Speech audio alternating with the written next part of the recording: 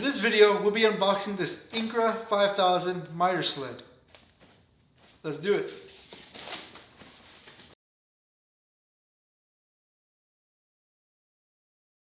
So this video has been really long overdue. It's been about 2 months since I recorded this unboxing, and since then I've been using it for pretty much all my projects. If you've been following me on Instagram, you'll see some of the projects that I've used this sled on. It's really accurate, it's really easy to set up for repeatable cuts, which is so important in furniture making and cabinetry. So all I really have to say about this sled is it's really amazing. I'm glad I purchased it, and it's been a real nice addition to my shop. But to continue with the unboxing, like most of Incra's tools, they come really nicely packaged and everything is nice and secured. For me, when it comes to assembling any kind of tool, I really like that manufacturers include visuals. I mean, you can definitely read the instructions, but for me, if I look at the images, which Incra does provide, and that's so much more beneficial to me rather than trying to decipher the instructions that, sometimes you have to do if there are no visuals. The first part of the assembly process is to remove the offcut sled as well as the miter bar that fits within the miter track. The first piece of hardware you'll need is the small tab that fits at the end of the miter bar.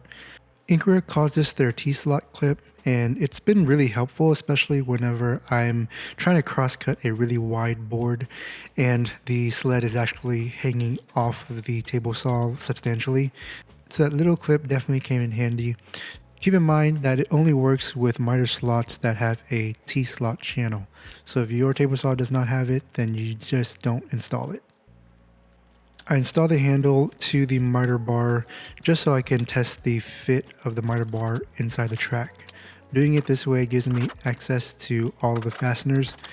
Once I install the sled onto the bar, it's definitely much harder to make these adjustments, so you want to do it now.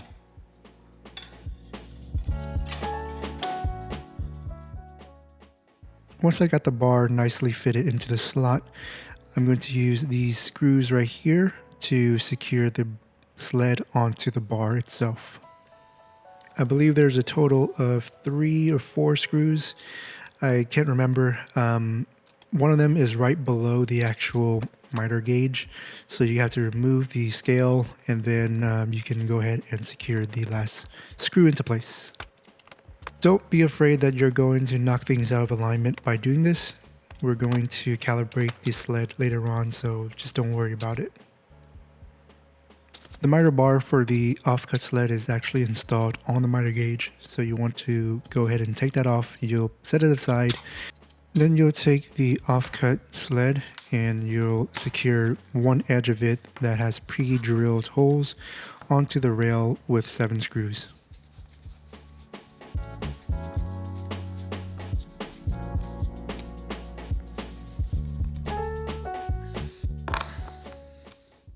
At this point, the offcut sled as well as the miter sled are both attached to each other. What we're going to do next is we're going to make the initial cut. And this cut is pretty important, so you want to make sure that your blade is actually at 90 and that everything is aligned. This will establish the edge of the miter sled so you can reference your materials off of this edge. And also it separates the wasteboard side so that the wasteboard side is stationary and it's a nice place for all your offcuts to sit while you complete your cut. That way it's a little bit safer and you don't have to worry about the piece flying back at you.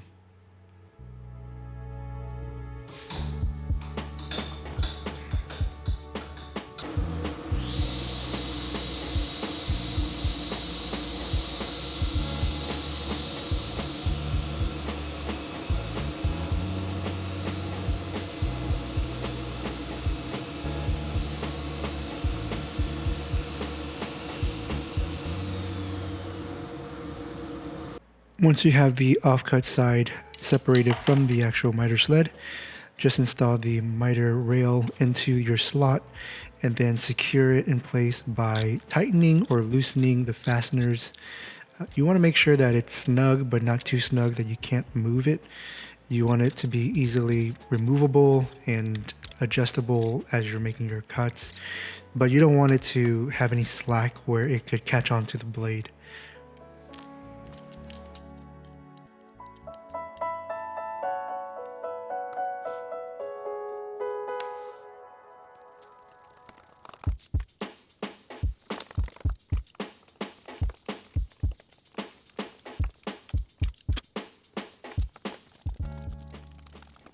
Since the installation point for the miter rail is slightly offset, the wasteboard side needs to be flushed up just a little bit since it overlaps the actual blade. So I'm just going to run it through the blade and flush it up.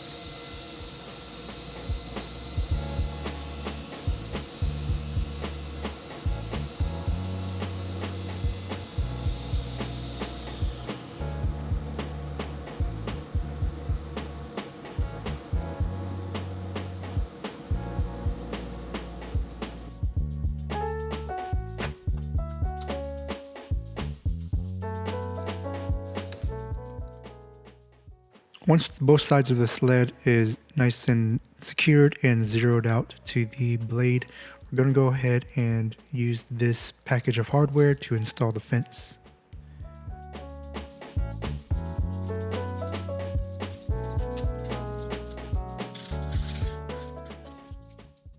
To secure the fence onto the miter gauge, you're going to need a socket head screw, a washer, and a rectangle nut. The rectangle nut simply slides behind the slot inside of the fence, and then you'll just use the Allen wrench to secure it into place. The same thing applies to the extension bar. You'll use the socket head screw, the washer, and the rectangle nut to secure that into place.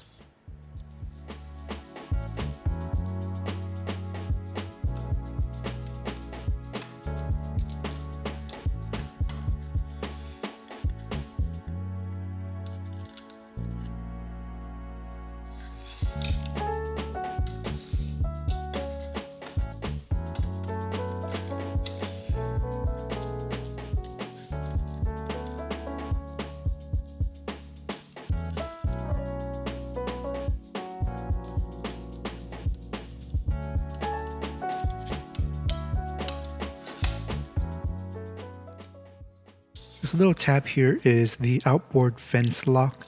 It helps you secure the fence into place whenever you're making angle cuts.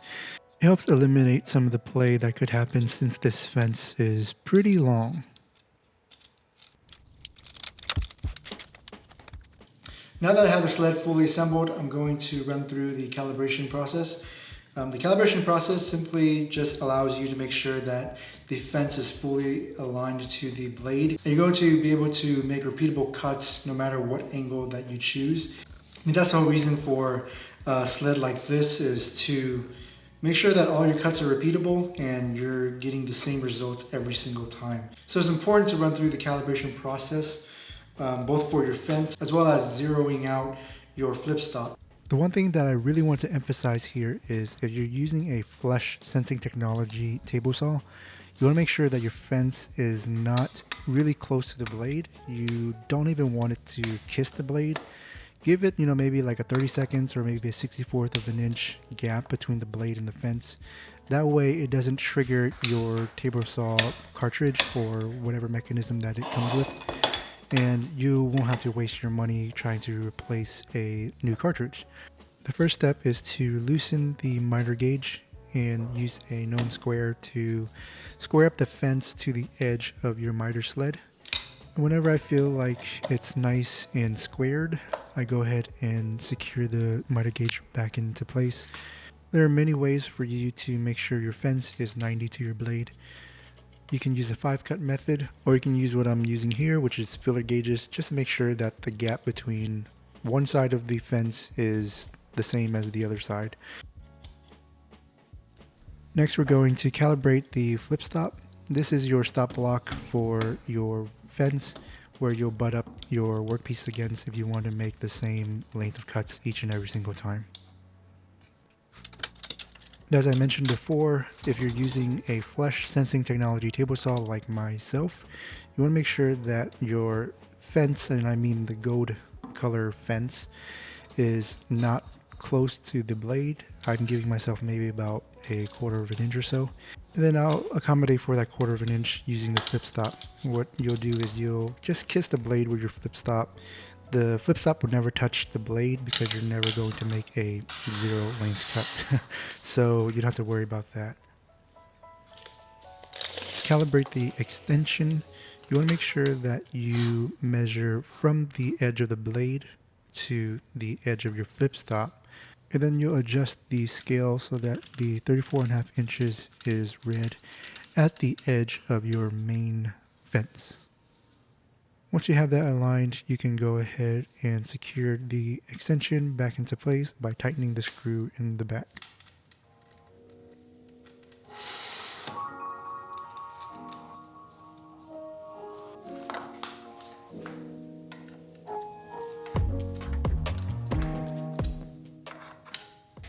I'll make my first test cut at 10 inches by just simply cutting a piece of scrap wood.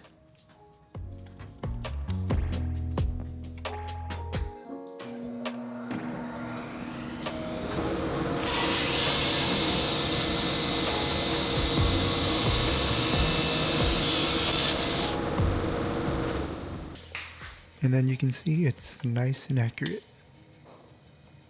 The sled is big and it is heavy. I mean, you could lift it by yourself, but it is a little bit cumbersome if you're trying to constantly move it back and forth. So finding a place for the sled is important. In my shop, if the tool is going to slow me down or if the tool is not accessible, I probably won't use it that much. I'll probably end up selling it.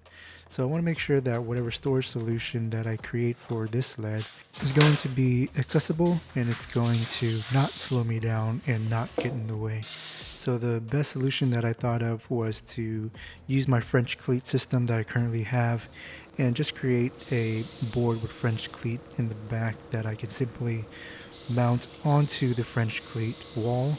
And then I'll just use dowels to slide the sled onto the wall, and that should secure it into place. I trace the holes on the sled onto the plywood piece.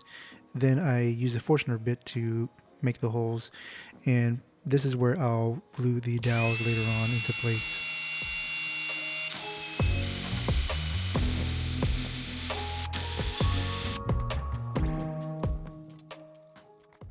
To make the cleat portion, I just took a piece of scrap plywood and ripped it in half by tilting the blade to 45 degrees. That way it'll mate with the French cleat rails that I've already installed onto the wall.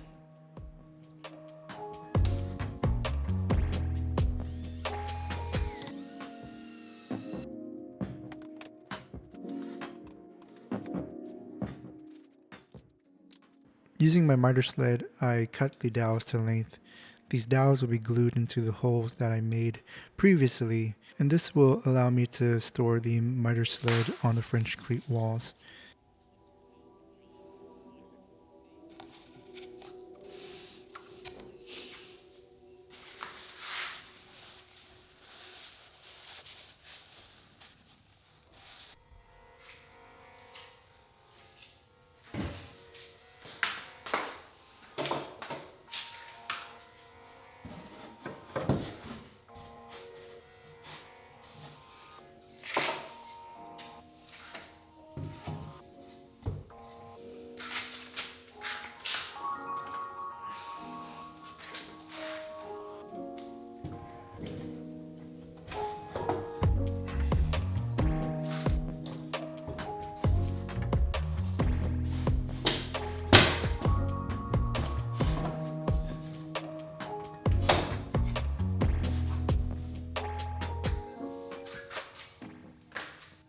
And that's the entire process when it comes to assembling the miter sled from Incra. The key takeaway here is you want to make sure that you calibrate the fence just so you can get those repeatable cuts, because that's simply why you would buy a sled like this. You can definitely spend the time and save a lot of money making your own miter sled. From my experience, it's a lot of time. I've made miter sleds in the past for my shop, and I had great usage for that sled. It's been in my shop for many years, and it's beaten up. So now that I'm in my new shop, I figured might as well just spend a little bit of money and get the sled from Incra rather than spending the time to kind of make a new one and getting it calibrated exactly where it needs to be to make repeatable cuts. So yeah, you can save a bunch of money by making it yourself, but I just didn't want to spend the time to do it. If you have time, then go ahead and make yourself one and save yourself a few $100. Would I recommend this sled? Absolutely. If you have the budget for it, I definitely say it's worth a buy if you don't have time to make your own sled. Like any other tools from Incra, they make really quality stuff, very accurate. So as long as you calibrate your sled, you can get repeatable cuts each and every single time. One thing that I love about the sled is that it has a T-slot for clamp down tool that is included in the package when you buy it. It's a great safety feature so that when you're making cross cuts, you can go ahead and clamp down your workpiece so that it's nice and secure. I love that feature that they included. And also the longer fence allows you to support long pieces. Definitely that's also a good feature as well. One thing that I would say is that it is a little bit heavy, so you just gotta keep that in mind if you're kind of moving this back and forth between your table saw and putting it up on your shelf or something. So it is a little bit heavy, but even if you make your own miter sled at this size, it's gonna be heavy. So you wanna keep that in mind in terms of where you're gonna store it and moving it back and forth to your table saw. So that's pretty much it for this video. I just wanted to show you the assembling process as well as calibrating the miter sled, and also just my general thoughts on the sled overall. If you did enjoy this video, give me a thumbs up. I appreciate it, and definitely hit the subscribe button and stay tuned for future projects that we have in this shop. Until next time, this is Bao with Design Craft Workshop. See ya. Thanks for watching. If you like this video, please consider subscribing and also hit that like button. Thanks.